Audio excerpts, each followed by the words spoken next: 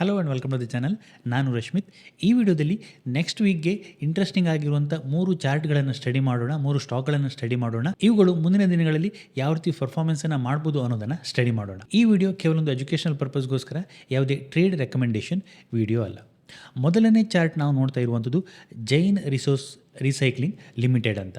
ಇದರ ಚಾರ್ಟನ್ನು ನಾವೀಗ ನೋಡ್ತಾ ಇದ್ದೀವಿ. ಇದರ ಡೀಟೇಲ್ಸನ್ನು ನೋಡೋದಾದರೆ ಜೈನ್ ರಿಸೋರ್ಸಸ್ ರೀಸೈಕ್ಲಿಂಗ್ ಅಂತ, ಇದು ಮೆಟಲ್ ಸೆಕ್ಟರ್ ಇರುವಂಥ ಒಂದು ಕಂಪನಿ ಆಗುತ್ತೆ. ಇದು ಏನು ಮಾಡುತ್ತೆ, ಕಾಪರ್, ಅಲ್ಯೂಮಿನಿಯಂ ಹಾಗೆ ಲೆಡ್ ಇನ್ನಿತರ ಮೆಟಲ್ಗಳನ್ನು ರೀಸೈಕಲ್ ಹಾಗೆ ಪ್ರೊಡ್ಯೂಸ್ ಮಾಡುವಂಥ ಒಂದು ಬಿಸ್ನೆಸ್ಸಲ್ಲಿ ಇನ್ವಾಲ್ವ್ ಆಗಿದೆ. ಕರೆಂಟ್ಲಿ ಇದರ ಮಾರ್ಕೆಟ್ ಕ್ಯಾಪ್ 19,537 ಇರುವಂಥದ್ದು. ಇದರ ಚಾರ್ಟನ್ನು ನಾವು ಸ್ಟಡಿ ಮಾಡೋದರೆ ಇದು ಅಕ್ಟೋಬರ್ 2025 IPOಗೆ ಬರುತ್ತೆ. IPO ಆದ ನಂತರ ಒಂದು ಸ್ಟ್ರಾಂಗ್ ಅಪ್ ಮೂವ್ನ ಕೊಡುತ್ತೆ. ಲಿಸ್ಟ್ ಆದ ನಂತರ 266 ಝೋನಲ್ಲಿ ಲಿಸ್ಟ್ ಆಗುತ್ತೆ. ಲಿಸ್ಟ್ ಆದ ನಂತರ 457 ಒಂದು ಸ್ಟ್ರಾಂಗ್ ಅಪ್ ಮೂವ್ನ ಕೊಡುತ್ತೆ. ಅದಾದ ನಂತರ ಒಂದು ಕನ್ಸಾಲಿಡೇಷನ್ ಮೂವ್ನ ಮಾಡ್ತಾ ಇರುತ್ತೆ. ಇಲ್ಲೊಂದು ಬ್ರೇಕ್ಔಟ್ ಮಾಡುವಂಥ ಅಟೆಂಪ್ಟನ್ನು ಮಾಡುತ್ತೆ, ಬಟ್ ಫೇಲ್ ಆಗುತ್ತೆ, ಅಗೇನ್ ಡೌನ್ ಬರುತ್ತೆ. ಒಂದು ಕಪ್ ಆ್ಯಂಡ್ ಹ್ಯಾಂಡ್ ರೀತಿಯ ಪ್ಯಾಟರ್ನ ಇಲ್ಲಿ ಕ್ರಿಯೇಟ್ ಮಾಡುತ್ತೆ. ಕಪ್ ಆ್ಯಂಡ್ ಹ್ಯಾಂಡ್ ರೀತಿಯ ಪ್ಯಾಟರ್ನ ಕ್ರಿಯೇಟ್ ಮಾಡಿ ಇಲ್ಲೊಂದು ಬ್ರೇಕ್ಔಟನ್ನು ಮಾಡುತ್ತೆ. ಅರೌಂಡ್ ಮೇ 7ಗೆ ಒಂದು ಬ್ರೇಕ್ಔಟನ್ನು ಮಾಡುತ್ತೆ. ನಾವಿಲ್ಲಿ ನೋಡ್ಬೋದು, ಒಂದು ಕ್ಲಿಯರ್ ಕಟ್ ಬ್ರೇಕ್ಔಟ್ ಆಗುತ್ತೆ ವಿತ್ ವಾಲ್ಯೂಮ್ ಸ್ಟ್ರಾಂಗ್ ಆಗಿ ಒಂದು ಬ್ರೇಕ್ಔಟನ್ನು ಮಾಡುತ್ತೆ. ಸೊ ಇದು ಮೆಟಲ್ ಸೆಕ್ಟರಲ್ಲಿ ಇರೋದ್ರಿಂದ ಕರೆಂಟ್ಲಿ ಮೆಟಲ್ ಸೆಕ್ಟರ್ ಕೂಡ ಚೆನ್ನಾಗಿ ಔಟ್ ಪರ್ಫಾರ್ಮೆನ್ಸನ್ನು ಮಾಡ್ತಾ ಇರೋದ್ರಿಂದ ಸೊ ಈ ಸ್ಟಾಕ್ ಒಂದು ಇಂಟ್ರೆಸ್ಟಿಂಗ್ ಸ್ಟಾಕ್ ಆಗಿ ತೋರ್ತಾ ಇರುವಂಥದ್ದು. ಇಲ್ಲಿ ಒಂದು ಸ್ಟ್ರಾಂಗ್ ಆಗಿ ಬ್ರೇಕ್ಔಟನ್ನು ಮಾಡುತ್ತೆ. ಸೊ ಈ 484 ಝೋನಲ್ಲಿ ಬ್ರೇಕ್ಔಟನ್ನು ಮಾಡುತ್ತೆ. ಬ್ರೇಕ್ಔಟ್ ಆದ ನಂತರ ಅಗೇನ್ ನೆಕ್ಸ್ಟ್ ಡೇ ಕೂಡ ಒಂದು ಸ್ಟ್ರಾಂಗ್ ಆಗಿ ಒಂದು ಅಪ್ಮೂವನ್ನು ಕೊಡುತ್ತೆ. ಅದಾದ ನಂತರ ಈಗ ಒಂದು ಕನ್ಸಾಲಿಡೇಷನನ್ನು ಮಾಡ್ತಾಯಿದೆ. ನಾವಿಲ್ಲಿ ನೋಡಿದ್ರೆ ಒಂದು 28% ಮೂವನ್ನು ಕೊಡುತ್ತೆ. ಹಾಗೆ ಈ ಲೋಯಿಂದ ನಾವು ನೋಡಿದ್ರೆ ಒಂದು 46% ಮೂವನ್ನು ಏಪ್ರಿಲ್ 24ರಿಂದ ಇಲ್ಲಿವರೆಗೂ ಕೊಟ್ಟಿದೆ ಅಂತ ಹೇಳ್ಬೋದು. ಸ್ಟ್ರಾಂಗ್ ಆಗಿ ಒಂದು ಮೂವನ್ನು ಕೊಟ್ಟಂಥ ಸ್ಟಾಕ್ ಆಗುತ್ತೆ. ಆಲ್ರೆಡಿ ಒಂದು ಕನ್ಸಾಲಿಡೇಷನ್, ನೆಕ್ಸ್ಟ್ ಒಂದು ಬ್ರೇಕ್ಔಟನ್ನು ಮಾಡಿದ್ದು. ಇಲ್ಲಿ ಒಂದಷ್ಟು ಟೈಮಿಂದ ಒಂದು ಸ್ಟ್ರಾಂಗ್ ಒಂದು ಬ್ರಾಡರ್ ರೇಂಜಲ್ಲಿ ಕನ್ಸಾಲಿಡೇಷನ್ ಮಾಡ್ತಾ ಇದೆ. ಈಗ ಇಲ್ಲಿ ಬ್ರೇಕ್ಔಟ್ ಆಗಿದೆ. ಕರೆಂಟ್ಲಿ ಚಾರ್ಟ್ ಇಂಟ್ರೆಸ್ಟಿಂಗ್ ತೋರ್ತಾ ಇರುವಂಥದ್ದು. ಸೊ ನಾವು ನೋಡಿದ್ರೆ ಬ್ರೇಕ್ಔಟ್ ಆದ ನಂತರ ಇಲ್ಲಿ ಒಂದು ಕನ್ಸಾಲಿಡೇಷನನ್ನು ಮಾಡ್ತಾಯಿದೆ. ಅದೇ ರೀತಿ ವಾಲ್ಯೂಮ್ ಕೂಡ ಲೆಸ್ ಇದೆ. ಕರೆಂಟ್ಲಿ ಈ ಸ್ಟಾಕನ್ನು ನಾವು ವಾಚ್ ಮಾಡಬೇಕಾಗತ್ತೆ. ಹಾಗಾದರೆ ಕರೆಂಟ್ಲಿ ಈ ಸ್ಟಾಕನ್ನು ಎಂಟ್ರಿ ಮಾಡ್ಬೋದಾ ನೋಡೋದ್ರೆ ಕರೆಂಟ್ಲಿ ಇದು ನನಗೆ ಪ್ರಿಫರೇಬಲ್ ಎಂಟ್ರಿ ಪಾಯಿಂಟ್ ಅಲ್ಲ. ಈ ಸ್ಟಾಕನ್ನು ಒಂದಷ್ಟು ವಾಚ್ ಮಾಡಬೇಕಾಗತ್ತೆ. ಈ ಸ್ಟಾಕ್ 593 ಅಬೋ ಬ್ರೇಕ್ಔಟನ್ನು ಕೊಡಬೇಕಾಗತ್ತೆ. ನೀವು ಕೇಳ್ಬೋದು ಕರೆಂಟ್ಲಿ 566 ಅಲ್ಲಿ ಟ್ರೇಡ್ ಆಗ್ತದೆ, ಈ ಝೋನಲ್ಲಿ ನಾವು ಎಂಟ್ರಿ ಆಗ್ಬೋದಲ್ಲ ಅಂತ. ಸೊ ಈ ಲೋವರ್ ಸ್ವಿಂಗ್ ಏನಿದೆ 538, ಆ ಝೋನಲ್ಲಿ ನಾವೊಂದು ಸ್ಟಾಪ್ ಲಾಸನ್ನು ಇಟ್ಕೊಳ್ಬೋದು ಅಂತ. ಬಟ್ ನನಗೆ ಅದು ರೈಟ್ ಮೆಥಡ್ ಅನಿಸೋದಿಲ್ಲ. ಯಾಕೆ, ಇಲ್ಲಿಗ ಕನ್ಸಾಲಿಡೇಷನ್ ಆಗ್ತದೆ. ಈ ಕನ್ಸಾಲಿಡೇಷನ್ ಎಷ್ಟು ದಿನ ಕೂಡ ಮುಂದುವರಿಬೋದು, ಅಥವಾ ಇಲ್ಲಿಂದನೇ ಸ್ಟಾಕ್ ಬಂದು ಈ ಸ್ವಿಂಗನ್ನು ಬ್ರೇಕ್ ಮಾಡ್ಬೋದು. ನಾಳೆ ಏನಾಗುತ್ತೆ ಅಂತ ನಮಗೆ ಗೊತ್ತಿಲ್ಲ. ಸೊ ಕರೆಂಟ್ಲಿ ರೈಟ್ ಎಂಟ್ರಿಗೋಸ್ಕರ ನಾವು ಇಲ್ಲಿ ವೆಯ್ಟ್ ಮಾಡಬೇಕಾಗತ್ತೆ. ಸೊ ನಿಮ್ಗೇನು ಅನಿಸುತ್ತೆ, ರೈಟ್ ಎಂಟ್ರಿ ಪ್ರೈಸ್ ಯಾವುದು ಅನ್ನೋದನ್ನು ಕಮೆಂಟ್ ಮಾಡಿ. ನೀವು ಕೇಳ್ಬೋದು ಈಗಲೇ ಎಂಟ್ರಿ ಆದರೆ ನಾನು ಬೆಟರ್ ಪ್ರೈಸಲ್ಲಿ ಎಂಟ್ರಿ ಆಗ್ಬೋದು, ಸೊ ಒಂದು ಸ್ಮಾಲ್ ಸ್ಟಾಪ್ ಲಾಸನ್ನು ಇಟ್ಕೊಂಡು ಎಂಟ್ರಿ ಆಗ್ಬೋದು ಅಂತ. ಬಟ್ ನನ್ನ ಪ್ರಕಾರ ಇದು ರೈಟ್ ಎಂಟ್ರಿ ಪಾಯಿಂಟ್ ಅಲ್ಲ. ಸೊ ಇದನ್ನೇ ನಾನು ನನ್ನ ಸ್ವಿಂಗ್ ಟ್ರೇಡಿಂಗ್ ಕೋರ್ಸಲ್ಲಿ ಕಲಿಸುವಂಥದ್ದು, ಯಾವುದು ರೈಟ್ ಟೈಮ್ ಯಾವುದೊಂದು ಸ್ಟಾಕ್ಗೆ ಎಂಟ್ರಿ ಆಗಲಿಕ್ಕೆ ಅಂತ. ನಿಮಗೊಂದು ಎಕ್ಸಾಂಪಲನ್ನು ತೋರಿಸೋದಾದರೆ ಇಲ್ಲೊಂದು ಸ್ಟಾಕನ್ನು ನಾವು ನೋಡ್ಬೋದು. ಸೊ ಈ ಸ್ಟಾಕ್ ಒಂದು ಬ್ರೇಕ್ಔಟ್ ಆಗುತ್ತೆ, ನಾವಿಲ್ಲಿ ಕ್ಲಿಯರ್ ಆಗಿ ವಿಸಿಬಲ್ ಆಗುತ್ತೆ. ಇಲ್ಲಿ ಈ ಝೋನಲ್ಲಿ ಒಂದು ಬ್ರೇಕ್ಔಟ್ ಆಗುತ್ತೆ, ಒಂದು ಸ್ಟ್ರಾಂಗ್ ಬ್ರೇಕ್ಔಟ್ ಆಗುತ್ತೆ. ನೀವು ಇಲ್ಲಿ ಕೇಳ್ಬೋದು ಬ್ರೇಕ್ಔಟ್ ಆದಂದರೆ ಇಲ್ಲಿ ಒಂದು ಕನ್ಸಾಲಿಡೇಷನ್ ಮಾಡ್ತಾಯಿತ್ತು. ಸೇಮ್ ರೀತಿಯ ಪ್ಯಾಟರ್ನ್ ಈಗ ಜೈನ್ ರಿಸೋರ್ಸ್ ಕೂಡ ಮಾಡ್ತಾ ಇರುವಂಥದ್ದು. ಸ್ಟ್ರಾಂಗ್ ಬ್ರೇಕ್ಔಟ್ ಆಗುತ್ತೆ, ಬ್ರೇಕ್ಔಟ್ ಆದಂದರೆ ಒಂದು ರಿಟ್ರೇಸ್ಮೆಂಟ್ ಇಲ್ಲಿ ಕನ್ಸಾಲಿಡೇಷನನ್ನು ಮಾಡ್ತಾ ಇರ್ತೀವಿ. ನೀವು ಕೇಳ್ಬೋದು ಈ ಝೋನಲ್ಲಿ ನಾನು ಎಂಟ್ರಿ ಆಗ್ಬೋದು, ಈ ಸ್ವಿಂಗನ್ನು ಒಂದು ಸ್ಟಾಪ್ ಲಾಸ್ ಆಗಿ ಇಟ್ಕೊಂಡು ಅಂತ. ಬಟ್ ಸ್ಟಾಕ್ ನೆಕ್ಸ್ಟ್ ಏನಾಯಿತು, ಒಂದು ಅಪ್ ಅಟೆಂಪ್ಟನ್ನು ಮಾಡ್ತಾ ಅಗೇನ್ ಫೇಲ್ ಆಗಿ ಡೌನ್ ಬರ್ತಾ ಒಂದು ಬ್ರೇಕ್ಔಟ್ ಇಲ್ಲಿ ಫೇಲ್ ಆಗುತ್ತೆ, ಅಥವಾ ಒಂದು ಜಾಸ್ತಿ ರಿಟ್ರೇಸ್ಮೆಂಟನ್ನು ಕೊಡ್ತು. ಸೊ ಹಾಗಾಗಿ ನೀವು ಅರ್ಲಿ ಎಂಟ್ರಿಯನ್ನು ಮಾಡಿದ್ರಿ ಅಂತ ಹೇಳಿದ್ರೆ ನೀವು ಆ ಸ್ಟಾಕಲ್ಲಿ ಸ್ಟಕ್ ಆಗುವಂಥ ಸಾಧ್ಯತೆ ಹೆಚ್ಚಿರುತ್ತೆ. ಸೊ ಹಾಗಾಗಿ ನಾವೇನು ಮಾಡಬೇಕಾಗುತ್ತೆ, ಒಂದು ರೈಟ್ ಅಪಾರ್ಚುನಿಟಿಗೋಸ್ಕರ ವೆಯ್ಟ್ ಮಾಡಬೇಕಾಗತ್ತೆ. ಕರೆಂಟ್ಲಿ ಸ್ಟಾಕ್ ಚಾರ್ಟಲ್ಲಿ ಸ್ಟ್ರಾಂಗ್ ಆಗಿ ತೋರ್ತಾ ಇರುವಂಥದ್ದು ಈ ಝೋನಲ್ಲಿ ಒಂದು ಸ್ಟ್ರಾಂಗ್ ಆಗಿ ಮೂವನ್ನು ಮಾಡಿದ ಒಂದು ಬಿಗರ್ ಬೇಸನ್ನು ಕ್ರಿಯೇಟ್ ಮಾಡಿದೆ, ಬ್ರೇಕ್ಔಟನ್ನು ಮಾಡಿದೆ. ಅದೇ ರೀತಿ ಈ ಸೆಕ್ಟರ್ ಕೂಡ ಸ್ಟ್ರಾಂಗಲ್ಲಿದೆ. ಕರೆಂಟ್ಲಿ ಒಂದು ಸ್ಟ್ರಾಂಗ್ ಮೊಮೆಂಟಮನ್ನು ತೋರಿಸ್ತಾ ಇದೆ. ಬಟ್ ಒಂದು ಸ್ಟ್ರಾಂಗ್ ಮೊಮೆಂಟಮ್ ಆದ ನಂತರ ಒಂದು ಕನ್ಸಾಲಿಡೇಷನನ್ನು ಮಾಡ್ತಿದೆ. ಸೊ ಈ ಕನ್ಸಾಲಿಡೇಷನ್ ಎಷ್ಟು ದಿನ ಕೂಡ ಮುಂದುವರಿಬೋದು, ನಾಳೆ ಏನಾಗುತ್ತೆ ಅಂತ ನಮ್ಗೆ ಗೊತ್ತಿರೋದಿಲ್ಲ. ಸೊ ಅದಕ್ಕೋಸ್ಕರ ರೈಟ್ ಎಂಟ್ರಿ ಪಾಯಿಂಟ್ಗೆ ವೆಯ್ಟ್ ಮಾಡಬೇಕಾಗತ್ತೆ.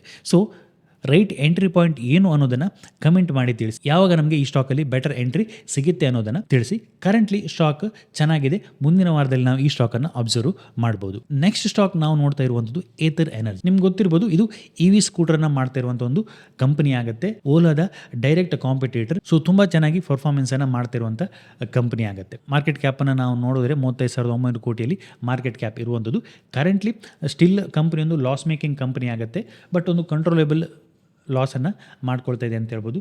ಸೊ ನಾವು ಮಾರ್ಚ್ 2026 ನೋಡಿದ್ರೆ ಕ್ವಾರ್ಟರ್ಲಿ ರಿಸಲ್ಟಲ್ಲಿ 100 ಕೋಟಿಯ ಲಾಸನ್ನು ಮಾಡಿದೆ. ಅದೇ ರೀತಿ ಇಯರ್ಲಿ ಪ್ರಾಫಿಟ್ ಆ್ಯಂಡ್ ಲಾಸನ್ನು ನೋಡಿದ್ರೆ 517 ಕೋಟಿ ರೂಪಾಯಿ ಲಾಸನ್ನು ಮಾಡಿದೆ. ಸೊ ಫಂಡಮೆಂಟಲಿ ಒಂದಷ್ಟು ಲಾಸನ್ನು ಮಾಡ್ಕೊಳ್ತಿದೆ. ಆ ಲಾಸ್ ಕರೆಂಟ್ಲಿ ಡಿಕ್ರೀಸ್ ಆಗ್ತಿದೆ. ಕಳೆದ 2-3 ವರ್ಷದ ಲಾಸನ್ನು ನೋಡಿದ್ರೆ ಡಿಕ್ರೀಸ್ ಆಗ್ತಿದೆ.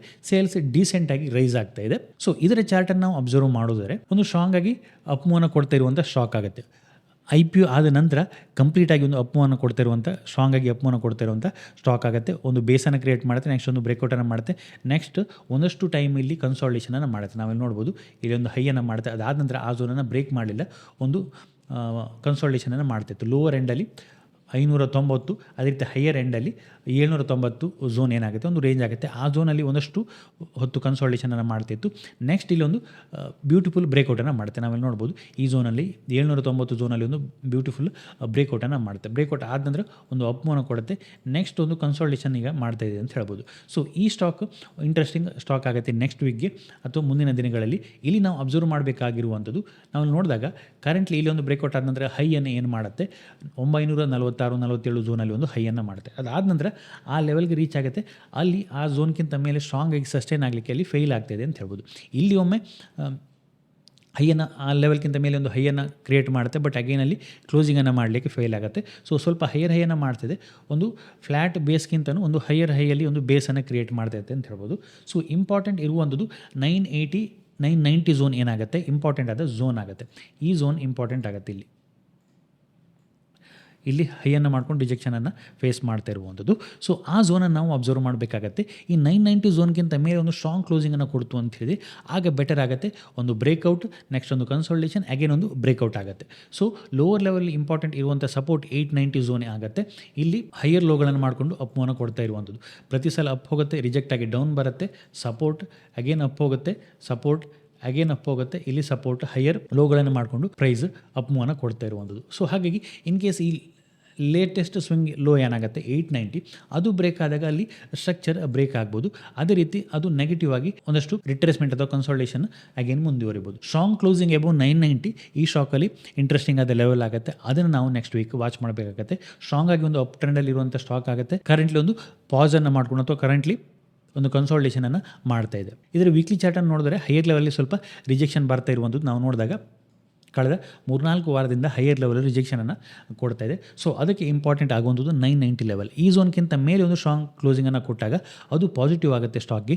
ಆಗ ಒಂದು ಪಾಸಿಟಿವ್ ಮೂವನ್ನು ಈ ಸ್ಟಾಕಲ್ಲಿ ನಾವು ನೋಡುವಂಥ ಸಾಧ್ಯತೆ ಇದೆ. ಸೊ ನೆಕ್ಸ್ಟ್ ಸ್ಟಾಕ್ ಇರುವಂಥದ್ದು ಏತರ್ ಎನರ್ಜಿ. ಇದನ್ನು ನಾವು ಮುಂದಿನ ದಿನಗಳಲ್ಲಿ ಅಬ್ಸರ್ವ್ ಮಾಡಬೇಕಾಗತ್ತೆ. ಅಗೈನ್ ಇದು ಯಾವುದೇ ಬೈ ಸೆಲ್ ರೆಕಮೆಂಡೇಷನ್ ಅಲ್ಲ, ಜಸ್ಟ್ ನಾವು ಚಾರ್ಟನ್ನು ಯಾವ ರೀತಿ ಸ್ಟಡಿ ಮಾಡ್ಬೋದು ಅಂತ. ಇವೆಲ್ಲವೂ ಒಂದಷ್ಟು ಸ್ಟ್ರಾಂಗ್ ಆಗಿ ಮೂವ್ ಆಗ್ತಿರುವಂಥ ಸೆಕ್ಟ್ರಲ್ಲಿ ಇರುವಂಥ ಸ್ಟಾಕ್ ಆಗುತ್ತೆ. ಸೊ ನಮಗೆ ಬೇಕಾಗುವಂಥದ್ದು ಏನು, ಮೊಮೆಂಟಮ್. ಸೊ ನಾವು ಸ್ವಿಂಗ್ ಟ್ರೇಡಿಂಗನ್ನು ಮಾಡ್ತಾಯಿದ್ದೀವಿ, ಶಾರ್ಟ್ ಟರ್ಮ್ ಟ್ರೇಡಿಂಗನ್ನು ಮಾಡ್ತಾಯಿದ್ದೀವಿ ಅಂತ ಹೇಳಿ ನಮಗೆ ಮೊಮೆಂಟಮ್ ಬೇಕಾಗುತ್ತೆ. ಯಾವ ಸೆಕ್ಟರ್ ಮೂವ್ ಆಗ್ತಿದೆ ಆ ಸೆಕ್ಟರ್ನ ಸ್ಟಾಕನ್ನು ಪಿಕ್ ಮಾಡಿದಾಗ ನಾವಲ್ಲಿ ವಿನ್ ಆಗುವಂಥ ಪ್ರೊಬ್ಯಾಬಿಲಿಟಿಯಲ್ಲಿ ಹೈ ಇರುತ್ತೆ. ಸೊ ಹಾಗಾಗಿ ಇದೊಂದು ಬೆಟರ್ ಮೂವ್ ಆಗ್ತಿರುವಂಥ ಸ್ಟಾಕ್ ಆಗುತ್ತೆ, ಅಪ್ ಟ್ರೆಂಡಲ್ಲಿರುವಂಥ ಸ್ಟಾಕ್ ಆಗುತ್ತೆ. ಸೊ ಮೆಜಾರಿಟಿ ಜನ ಸ್ವಿಂಗ್ ಟ್ರೇಡಿಂಗ್ ಮಾಡುವಾಗ ಏನು ಮಾಡ್ತಾರೆ, ಸೊ ಯಾವುದೊಂದು ಸ್ಟಾಕ್ ತುಂಬ ಡೌನ್ ಬರ್ತಾಯಿದೆ ಅಲ್ಲಿಂದೊಂದು ಸಪೋರ್ಟ್ ತೊಗೊಂಡು ಅಪ್ ಮೂವ್ ಕೊಡುವಂಥ ಪ್ರಯತ್ನ ಮಾಡ್ತಾಯಿದೆ. ಸೊ ಅಲ್ಲಿ ಬೈಯಿಂಗನ್ನು ಅಟೆಂಪ್ಟ್ ಮಾಡ್ತಾರೆ. ಬಟ್ ಅದಕ್ಕೆ ಬದಲಾಗಿ ನಾವು ಟ್ರೆಂಡ್ ನಮ್ಮ ಜೊತೆ ಇದ್ದಾಗ ಅಲ್ಲಿ ನಾವು ಬೈಯಿಂಗನ್ನು ಮಾಡಿದಾಗ ನಾವು ವಿನ್ ಆಗುವಂಥ ಪ್ರೊಬ್ಯಾಬಿಲಿಟಿ ಹೈ ಇರುತ್ತೆ. ಈ ರೀತಿ ಡೌನ್ ಬರ್ತಾ ಇರುವಂಥ ಸ್ಟಾಕ್ ಒಂದು ರಿಟ್ರೇಸ್ಮೆಂಟ್ ಮೂವನ್ನು ಕೊಡಲಿಕ್ಕೆ ಅಪ್ ಹೋಗ್ತಾ ಇರುತ್ತೆ. ಆಗ ನಾವು ಎಂಟರ್ ಆಗ್ತೀವಿ.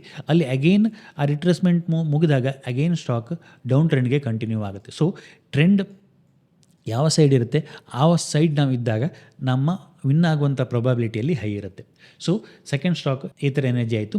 Next KEI Industries. ಇದರ ಫಂಡಮೆಂಟಲ್ಸನ್ನು ನಾವು ನೋಡಿದ್ರೆ ಕೇಬಲ್ಸ್ ಆ್ಯಂಡ್ ವೈರ್ಸಲ್ಲಿ ಇರುವಂಥ ಒಂದು ಬಿಗ್ ಕಂಪನಿ ಆಗುತ್ತೆ. ಮಾರ್ಕೆಟ್ ಕ್ಯಾಪ್ 48,924 ಕೋಟಿ ಕರೆಂಟ್ಲಿ ಇರುವಂಥದ್ದು. ಇದರ ಫಂಡಮೆಂಟಲ್ಸನ್ನು ನೋಡಿದ್ರೆ ಚೆನ್ನಾಗಿ ಪ್ರಾಫಿಟನ್ನು ಮಾಡ್ತಾ ಇರುವಂಥ ಕಂಪನಿ ಆಗುತ್ತೆ. ಇದರ ಚಾರ್ಟನ್ನು ನಾವು ನೋಡಿದ್ರೆ ಒಂದು ಸ್ಟ್ರಾಂಗ್ ಆಗಿ ಅಪ್ ಟ್ರೆಂಡಲ್ಲಿ ಇರುವಂಥ ಸ್ಟಾಕ್ ಆಗುತ್ತೆ. ಅರೌಂಡ್ ಜೂನ್ 2024 ಒಂದು ಹೈಯನ್ನು ಮಾಡುತ್ತೆ, ಆಲ್ ಟೈಮ್ ಹೈಯಲ್ಲಿತ್ತು. ಅದಾದ ನಂತರ ರೀಸೆಂಟ್ಲಿ ಒಂದು ಅಟೆಂಪ್ಟನ್ನು ಮಾಡುತ್ತೆ. ಮಾರ್ಚ್ 2026 ಆ ಹೈಯನ್ನು ಬ್ರೇಕ್ ಮಾಡಲಿಕ್ಕೆ ಒಂದು ಅಟೆಂಪ್ಟನ್ನು ಮಾಡುತ್ತೆ, ಫೇಲ್ ಆಗುತ್ತೆ, ಅಗೇನ್ ಡೌನ್ ಬರುತ್ತೆ. ಸೊ ಅಗೇನ್ ಈಗ ಅಪ್ ಮೂವನ್ನು ಕೊಟ್ಟು ಆ ಹೈ ಹತ್ರನೇ ಟ್ರೇಡನ್ನು ಮಾಡ್ತಾ ಇರುವಂಥದ್ದು. ನಾವು ವೀಕ್ಲಿ ಚಾರ್ಟನ್ನು ಅಬ್ಸರ್ವ್ ಮಾಡಿದ್ರೆ ನಾವು ಚಾರ್ಟನ್ನು ನೋಡಿದ್ರೆ ಬ್ಯೂಟಿಫುಲ್ ಆಗಿ ಅಪ್ ಟ್ರೆಂಡಲ್ಲಿ ಇರುವಂಥ ಸ್ಟ್ರಾಂಗ್ ಸ್ಟಾಕ್ ಆಗುತ್ತೆ. ಇಲ್ಲಿ ಒಂದು ಹೈಯನ್ನು ಮಾಡುತ್ತೆ, ಅರೌಂಡ್ 5,000 ಝೋನ್ ಹತ್ರ ಒಂದು ಆಲ್ ಟೈಮ್ ಹೈಯನ್ನು ಮಾಡುತ್ತೆ. ಅದಾದ ನಂತರ ಸ್ಟಾಕ್ ಡೌನ್ ಬರುತ್ತೆ, ಅಗೇನ್ ಒಂದು ಮಾರ್ಚಲ್ಲಿ ಅಟೆಂಪ್ಟನ್ನು ಮಾಡುತ್ತೆ, ಅಗೇನ್ ಫೇಲ್ ಆಗಿದೆ.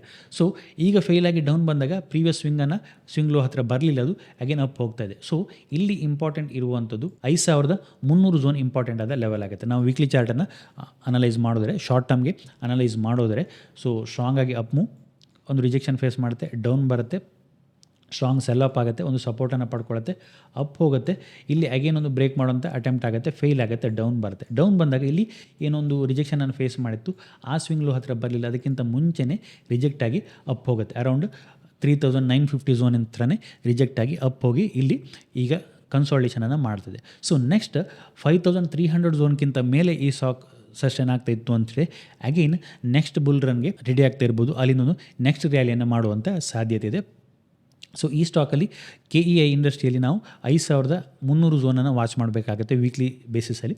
ಈ ಝೋನ್ಗಿಂತ ಮೇಲೆ ಒಂದು ಸ್ಟ್ರಾಂಗ್ ಕ್ಲೋಸಿಂಗನ್ನು ಕೊಡ್ತು ಅಂತೇಳಿ ಅದು ಬೆಟರ್ ಆಗುತ್ತೆ. ಸೊ ನಾವಿಲ್ಲಿ ನೋಡಿದಾಗ ಈ ರೆಸಿಸ್ಟೆನ್ಸ್ ಝೋನ್ ಹತ್ರ ಇಲ್ಲಿ ಒಂದಷ್ಟು ದಿನದಿಂದ ಈಗ ಕನ್ಸಾಲಿಡೇಷನನ್ನು ಮಾಡ್ತಿದೆ. ನೆಕ್ಸ್ಟ್ ಒಂದು ಬ್ರೇಕ್ಔಟ್ ಕೊಟ್ಟಾಗ ಅದು ಬೆಟರ್ ಸ್ಟಾಕ್ ಆಗುತ್ತೆ ಮುಂದಿನ ಮೂವ್ಗೆ. ಇದನ್ನು ಕೂಡ ಮುಂದಿನ ದಿನಗಳಲ್ಲಿ ನಾವು ಅಬ್ಸರ್ವ್ ಮಾಡಬೇಕಾಗತ್ತೆ. ಅದೇ ರೀತಿ ನೆಕ್ಸ್ಟ್ ಇನ್ನೊಂದು ಬೋನಸ್ ಸ್ಟಾಕ್ ನೋಡೋದ್ರೆ GMDC, Gujarat Mineral Development Corporation ಅಂತ. ಇದು ಮಿನರಲ್ ಸೆಕ್ಟ್ರಲ್ಲಿ ಇರುವಂಥ ಸ್ಟಾಕ್ ಆಗುತ್ತೆ. ಈ ಸೆಕ್ಟರ್ ಕೂಡ ಚೆನ್ನಾಗಿ ಪರ್ಫಾರ್ಮೆನ್ಸನ್ನು ಮಾಡ್ತಾ ಇರುವಂಥ ಸೆಕ್ಟರ್ ಆಗುತ್ತೆ. ಇದರ ಫಂಡಮೆಂಟಲ್ಸನ್ನು ನೋಡಿದ್ರೆ P&L ಅನ್ನು ನೋಡಿದ್ರೆ ಇದು ಕೂಡ ಡೀಸೆಂಟಾಗಿ ಪ್ರಾಫಿಟನ್ನು ಮಾಡ್ತಿರುವಂಥ ಕಂಪನಿ ಆಗುತ್ತೆ. ಇದರ ಚಾರ್ಟನ್ನು ನಾವು ಅಬ್ಸರ್ವ್ ಮಾಡಿದ್ರೆ ಸ್ಟ್ರಾಂಗ್ ಆಗಿ ಅಪ್ ಟ್ರೆಂಡಲ್ಲಿತ್ತು. ವೀಕ್ಲಿ ಚಾರ್ಟನ್ನು ಅಬ್ಸರ್ವ್ ಮಾಡಿದ್ರೆ ಇಲ್ಲಿಂದ ಸ್ಟ್ರಾಂಗ್ ಆಗಿ 2021 ನಂತರ ಒಂದು ಸ್ಟ್ರಾಂಗ್ ಅಪ್ ಮೂವ್ನ ಮಾಡುತ್ತೆ, ಇಲ್ಲಿ ಒಂದು ಹೈಯನ್ನು ಮಾಡುತ್ತೆ, ರಿಜೆಕ್ಷನನ್ನು ಮಾಡುತ್ತೆ, ಸ್ಟ್ರಾಂಗ್ ಆಗಿ ಡೌನ್ ಬರುತ್ತೆ, ಅಗೈನ್ ಫೆಬ್ರವರಿ 2025 ಸ್ಟ್ರಾಂಗ್ ರ್ಯಾಲಿಯನ್ನು ಮಾಡುತ್ತೆ, ನೆಕ್ಸ್ಟ್ ಒಂದು ಕನ್ಸಾಲಿಡೇಷನನ್ನು ಮಾಡುತ್ತೆ. ಈ ಸ್ಟಾಕ್ ಒಂದು ರ್ಯಾಲಿ ಮಾಡುತ್ತೆ, ನೆಕ್ಸ್ಟ್ ಒಂದು ಡೀಪ್ ಕರೆಕ್ಷನ್ ಅಥವಾ ಡೀಪ್ ಕನ್ಸಾಲಿಡೇಷನ್ ಮಾಡುತ್ತೆ, ನೆಕ್ಸ್ಟ್ ಒಂದು ರ್ಯಾಲಿಯನ್ನು ಮಾಡುತ್ತೆ. ಸೊ ಈಗ ಇಲ್ಲಿ ನಾವು ನೋಡೋದಾದರೆ ಇಲ್ಲಿ ಸೆಪ್ಟೆಂಬರ್ 25ಗೆ ಒಂದು ಹೈಯನ್ನು ಮಾಡುತ್ತೆ, ಅದಾದ ನಂತರ ಒಂದು ಕನ್ಸಾಲಿಡೇಷನ್ ಝೋನನ್ನು ಮಾಡಿ ಇಲ್ಲಿ ಏಪ್ರಿಲಲ್ಲಿ ಒಂದು ಬ್ರೇಕ್ಔಟನ್ನು ಮಾಡುತ್ತೆ. ಬ್ರೇಕ್ಔಟ್ ಆದ ನಂತರ ಒಂದು ರಿಟ್ರೇಸ್ಮೆಂಟನ್ನು ಕೊಡ್ತಾಯಿದೆ, ವೀಕ್ಲಿ ಚಾರ್ಟಲ್ಲಿ ರಿಟ್ರೇಸ್ಮೆಂಟನ್ನು ಕೊಡ್ತಾಯಿದೆ 640 ಲೆವೆಲ್ಗೆ. ನಾವು ಡೈಲಿ ಚಾರ್ಟನ್ನು ಅಬ್ಸರ್ವ್ ಮಾಡಿದ್ರೆ ಇಲ್ಲಿ ಒಂದು ಡಬಲ್ ಟಾಪ್ ರೀತಿಯ ಪ್ಯಾಟರ್ನ ಕ್ರಿಯೇಟ್ ಮಾಡುತ್ತೆ ಬ್ರೇಕ್ಔಟ್ ಆದ ನಂತರ. ಇದೊಂದು ಬ್ಯೂಟಿಫುಲ್ ಬ್ರೇಕ್ಔಟ್ ಆಗುತ್ತೆ, ಸ್ಟ್ರಾಂಗ್ ವಾಲ್ಯೂಮ್ ಮುಖಾಂತರ 20% ಅಪ್ ಮೂವ್ನ ಕೊಡುತ್ತೆ. ಈ ಕ್ಯಾಂಡಲ್ 20% ಅಪ್ ಮೂವ್ನ ಕೊಟ್ಕೊಂಡು ಬ್ರೇಕ್ಔಟ್ ಮಾಡುತ್ತೆ, ನೆಕ್ಸ್ಟ್ ಡೌನ್ ಬರುತ್ತೆ, ಬಟ್ ಪಾಸಿಟಿವ್ ಇರುವಂಥದ್ದು ವಾಲ್ಯೂಮ್ ಡ್ರೈ ಅಪ್ ಆಗುತ್ತೆ ಡೌನ್ ಬಂದಾಗ. ಅಗೇನ್ ಬೈಯರ್ಗಳು ಈ ಝೋನ್ ಹತ್ರ ಬಂದಾಗ ಒಂದು ಅಟೆಂಪ್ಟನ್ನು ಮಾಡ್ತಾರೆ, ವಾಲ್ಯೂಮ್ ರೈಸ್ ಆಗಲಿಕ್ಕೆ ಸ್ಟಾರ್ಟ್ ಆಗುತ್ತೆ. ಅಗೇನ್ ಪ್ರೀವಿಯಸ್ ಸ್ವಿಂಗ್ ಹೈ ಹತ್ರ ಹೋದಾಗ ಒಂದಷ್ಟು ಸಪ್ಲೈ ಇಲ್ಲಿ ಬರುತ್ತೆ. ಸೊ ಹಾಗಾಗಿ ಅಗೇನ್ ಪ್ರೈಸ್ ಡೌನ್ ಬಂದು ಎಕ್ಸಾಕ್ಟ್ಲಿ ಈ ಬ್ರೇಕ್ಔಟ್ ಲೆವೆಲ್ ಹತ್ರ ಒಂದು ಸಪೋರ್ಟನ್ನು ಪಡ್ಕೊಳ್ಳುವಂಥ ಪ್ರಯತ್ನವನ್ನು ಮಾಡಿದೆ. ಸೊ ಇಂಟ್ರೆಸ್ಟಿಂಗ್ ಇರುವಂಥದ್ದು ನೆಕ್ಸ್ಟ್ ಇಲ್ಲಿ ಪ್ರೀವಿಯಸ್ ಟ್ರೇಡಿಂಗ್ ಸೆಷನಲ್ಲಿ ಒಂದು ಡೋಜಿ ಕ್ಯಾಂಡಲ್ ಕ್ರಿಯೇಟ್ ಆಗಿದೆ, ಒಂದು ಇಂಡಿಸಿಷನ್ ಕ್ಯಾಂಡಲ್ ಕ್ರಿಯೇಟ್ ಆಗಿದೆ. ಸೊ ನೆಕ್ಸ್ಟ್ 680 ಝೋನ್ ವಾಚ್ ಮಾಡಬೇಕಾಗತ್ತೆ. ಆ ಝೋನ್ಗಿಂತ ಮೇಲೆ ಸಸ್ಟೈನ್ ಆಗ್ತಾ ಇತ್ತು ಅಂತೇಳಿ ಅಗೇನ್ ಬುಲ್ಸ್ಗಳು ಒಂದು ಅಟೆಂಪ್ಟನ್ನು ಮಾಡ್ಬೋದು ಪ್ರೀವಿಯಸ್ ಸ್ವಿಂಗ್ ಹೈ ಹತ್ರ 750 ಝೋನ್ ಹತ್ರ ಪ್ರೈಸನ್ನು ತಗೊಂಡು ಹೋಗಲಿಕ್ಕೆ. ಸೊ ಹಾಗಾಗಿ ಇನ್ ಕೇಸ್ ನೆಕ್ಸ್ಟ್ 680 ಝೋನ್ಗಿಂತ ಮೇಲೆ ಒಂದು ಸ್ಟ್ರಾಂಗ್ ಕ್ಲೋಸಿಂಗನ್ನು ಕೊಡ್ತು ವಿತ್ ವಾಲ್ಯೂಮ್ ಅಂತ ಹೇಳಿದರೆ ಆಗ ಬೆಟರ್ ಆಗುತ್ತೆ, ಆಗ ಒಂದು ಮೊಮೆಂಟಮನ್ನು ಅಗೇನ್ ಪಡ್ಕೊಳ್ಳುವಂಥ ಸಾಧ್ಯತೆ ಇದೆ. ಇನ್ ಕೇಸ್ ಈ 640 ಲೆವೆಲ್ಗಿಂತ ಕೆಳಗಡೆ ಒಂದು ಕ್ಲೋಸಿಂಗನ್ನು ಕೊಡ್ತು ಅಂತ ಹೇಳಿದೆ ಅದು ಮಾತ್ರ ನೆಗೆಟಿವ್ ಆಗುತ್ತೆ. ಆಗ ಈ ಬ್ರೇಕ್ಔಟ್ ಇಲ್ಲಿ ಫೇಲ್ ಆದಾಗುತ್ತೆ, ಬ್ರೇಕ್ಔಟ್ ಆಗಿ ಒಂದು ರೀಟೆಸ್ಟ್ ಆಗುತ್ತೆ, ಇಲ್ಲಿಂದೊಂದು ರಿವರ್ಸಲ್ ಮೂವನ್ನು ಕೊಟ್ಟಾಗ. ಇನ್ ಕೇಸ್ ಡೌನ್ ಬಂತು ಅಂತೇಳಿ ಅಗೇನ್ ಫೇಲ್ ಆಗುತ್ತೆ. ಇಲ್ಲಿ ಒಮ್ಮೆ ರಿಟೆಸ್ಟನ್ನು ಮಾಡುವಂಥ ಪ್ರಯತ್ನ ಮಾಡುತ್ತೆ, ಅಗೇನ್ ಅಪ್ ಹೋಗುತ್ತೆ, ಬಟ್ ಬೈಯರ್ಗಳು ಫೇಲ್ ಆಗ್ತಾರೆ. ಅಗೇನ್ ಡೌನ್ ಬಂದಿದೆ, ಅಗೇನ್ ಇಲ್ಲಿ ಬೈಯರ್ ಸ್ಟ್ರೆಂತನ್ನು ತೋರಿಸ್ತಾರೆ ಅನ್ನೋದನ್ನು ನೋಡಬೇಕಾಗತ್ತೆ. ಸೊ ಇದು ಕೂಡ ಒಂದು ಇಂಟ್ರೆಸ್ಟಿಂಗ್ ಚಾರ್ಟ್ ಆಗುತ್ತೆ ನೆಕ್ಸ್ಟ್ ವೀಕ್ಗೆ ಅಬ್ಸರ್ವ್ ಮಾಡಲಿಕ್ಕೆ. ಇದು ನೆಕ್ಸ್ಟ್ ವೀಕ್ ಯಾವ ರೀತಿ ಪರ್ಫಾರ್ಮೆನ್ಸನ್ನು ಮಾಡುತ್ತೆ ಅನ್ನೋದನ್ನು ನೋಡಬೇಕಾಗತ್ತೆ. 680 ಝೋನ್ಗಿಂತ ಮೇಲೆ ಸಸ್ಟೈನ್ ಆದಾಗ ಅದು ಪಾಸಿಟಿವ್ ಆಗುತ್ತೆ. ಸೊ ಇದಿಷ್ಟು ಒಂದಷ್ಟು ಇಂಟ್ರೆಸ್ಟಿಂಗ್ ಆದ ಚಾರ್ಟ್, ಇದನ್ನು ನೆಕ್ಸ್ಟ್ ವೀಕ್ಗೆ ಅಬ್ಸರ್ವ್ ಮಾಡ್ಬೋದು.